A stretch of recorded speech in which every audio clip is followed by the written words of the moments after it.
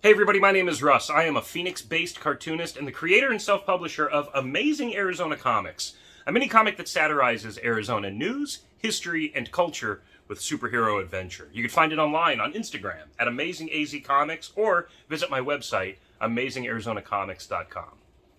I've been talking in a series of videos here on YouTube about exhibiting at Comic-Con. I've exhibited at Comic-Cons for over 20 years. And I thought, you know what, why not sit down and share some of my thoughts, experiences, and wisdom about setting up at Comic-Cons. Whether you're thinking about doing it for the first time or maybe you've done it for multiple years and you're looking for some fresh outside perspective. The first video I talked about developing a sales pitch and the confidence to talk to people about the work that you're making in a graduation of ways that leads you up to the big show at Comic-Con. Last video I talked about the nature of Comic-Con as a business expo. It's an industry show that just happens to have a lot of cosplay and food trucks and carnival involved. And like many other business expositions that I've been to, the Home and Garden Show, the Bridal Expo, you walk away with stuff for free. A whole goodie bag of sublimated mugs and pencils and pens and stationery and coffee cups and stuff, right? So it's important that you as an artist offer something to attendees for free. Not so that you're losing money, but so that you're gaining attention and getting people to consider you even after the show. You know, whether they do business with you right there, they might think about it when they get home. And so here we are, finally talking about what your table should look like at Comic-Con, right? This is probably what you thought I'd be talking about for 4 episodes. Like, when I talk about how to set up at Comic-Con, we're thinking the table. What's the table gonna look like? And I gotta tell you, after 20 years of exhibiting at multiple shows of various sizes around the country, I have one huge insight as to how to set up a Comic-Con to make your table the most effective table ever as far as displaying your work and selling it to as many people as possible. Here's what I have to say about that. When it comes to your table at Comic-Con, you do whatever you want. Thank you for watching this video. I really appreciate it. You can follow me on Instagram. No, I'm just kidding. There's more to it than that. But at the end of the day, your table is an extension of your work, which is an extension of you.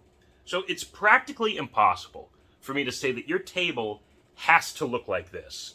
If there was one definitively successful way to set up a Comic-Con table, there would be a Comic-Con table setup kit available. There would probably be a table at Comic-Con selling Comic-Con table setup kits, and you'd go to that table and buy your table setup kit, and then set up your table for Comic-Con, right? That would be happening at Comic-Con if there was one perfect display that you could have to sell your work, but there isn't. You really have to develop what's going to be best for your work, because I don't know what you have. You could be self-publishing comics like I do, but what size are those comics? So it's going to require different display pieces than what I would need if you're not self-publishing at this kind of DIY size here. But maybe you also make purses with geek-themed fabrics, and you're selling crafts and fashion accessories or dolls that you make, prints, posters, pins, stickers. The sky's the limit with what's available at Comic-Con and Artists Alley. So too is the way that you can display all of this stuff. Go to Comic-Con next time with the mentality of taking mental or even physical notes, taking pictures of display pieces you see that you think would best fit your stuff. And don't hesitate to ask the artist, hey, where did you get this sticker display? I'd love to have something like that for my table. And do them the courtesy of purchasing something from their table for their insight, for their referral to where they got that stuff, and consider using it for your own, finding it and buying it yourself, and creating a setup or display that's unique to you and your work. That said, there are some tips, tricks, tidbits I'd like to offer that I hope will be helpful in giving you a successful experience and a financially profitable experience at Comic-Con. One of the first things I'd like to suggest is you're offered a table, right, and 2 chairs. You take those 2 chairs and you throw them into the street. Well, maybe nothing that dramatic, but you take those 2 chairs and you push them back and you figure out what's the most comfortable way for you to stand as much as you can during the 8 to 10 hours, during the 3 to 4 days you're going to be at this Comic-Con. Because, as I mentioned in a previous video, there is kind of a static buzz in the room. There's this ambient noise, and sometimes even the con organizers, for whatever reason, they're piping music in to the show. So you're competing with a lot of ambient noise. And if you are sitting at a table and you're talking up to people, your voice is going up and into the atmosphere of that very airy convention center. The ceilings are high, you know, so the noise is bouncing around everywhere. And somebody's talking down to you. I just can't tell you how many times I've sat at a Comic-Con and said, "What? Huh? Say again? I'm sorry? You liked Spider-Man 3? Oh, you didn't like Spider-Man. Okay, got it." It's a frustrating exchange because it's wasted time that you could spend building a rapport and finding a new fan there, or maybe making a friend. So I encourage you to stand up so that when you're speaking to someone, it's eye to eye, it's mouth to ear, as weird as that sounds. Your voice is getting as close to the way they can hear it as possible. Competing with all of that noise and ultimately overcoming it if they're paying attention to you. And you're talking on your feet, the two of you, face to face. Very important in my opinion, and very critical to having a successful show. So if that means going to the Dollar Tree or something, going to the 99-cent store and buying like a foam mat that you might put like in front of your sink for washing dishes or something, a couple bucks, you throw it away at the end of the weekend, but stand on that. Comfortable shoes, even slippers that you change into Mr. Rogers style, whatever it takes to be comfortable on your feet for a significant amount of time, do it. It's very important. Now remember, as you're establishing your display, as you're finding those fixtures and pieces that are going to show off your work effectively, if you're going to be standing a lot, you don't want to obscure yourself too much with those things. I've seen something very popular at cons in the last few years where folks are getting these kind of wire cubicles, right? These wire cubes, and they're creating kind of this beautiful threshold off of their table to display their prints or to have their crafts inside the cubes, and it kind of creates this little boutique vibe, which is awesome. I love it. But when they set this stuff up, they leave this like little square for themselves here to like peek out of, like they're like a goblin in a cave or something, and they're like, you want to buy my prints? And it's very weird and prohibitive to effective communication. Not only that, but you're exchanging cash and cards with people, and it's just, I don't know, it seems impractical to me. Wouldn't you rather be open and on your feet and not a part of your display coming out of this little hole, but like the person that made the display? You kind of want to stand behind it with pride, not be this diminutive part of it. So keep that in mind as you're setting up the table. You don't want to obscure yourself too dramatically, and you want to have a line of sight of everything on your table. As I mentioned in the last video, I sketch for people, and I have a tip jar out. So that tip jar is at the front of my table, easily accessible for folks that want to tip me, of course. And sometimes if you have smaller merchandise, stickers or pins, you put those baskets at the front of the table so people feel comfortable kind of digging through and finding the ones they want, right? Well, you want to keep that stuff in your line of sight, because you know what else is about table height? Kids eyes, kids' hands. And kids can be very sneaky if they see something on a table that they want and grab it without even their parents, who might be looking at prints on the other side of the aisle. Even their parents don't even notice. And so you might need to call attention. "Oh, excuse me, ma'am, your son just took $1 out of my tip jar. Not a big deal. I'd love to draw him a picture." But when I do that, usually somebody puts money in the jar. You get a little laugh, and you kind of get past it. But you want to have a line of sight to everything on your table, no matter where you are behind your table, just in case somebody helps themselves to a sticker or a pin. And since people are going through everything on your table, ideally fairly frequently, right? From time to time, you want to come out from behind your table and stand in front of your table and just look at what they're seeing.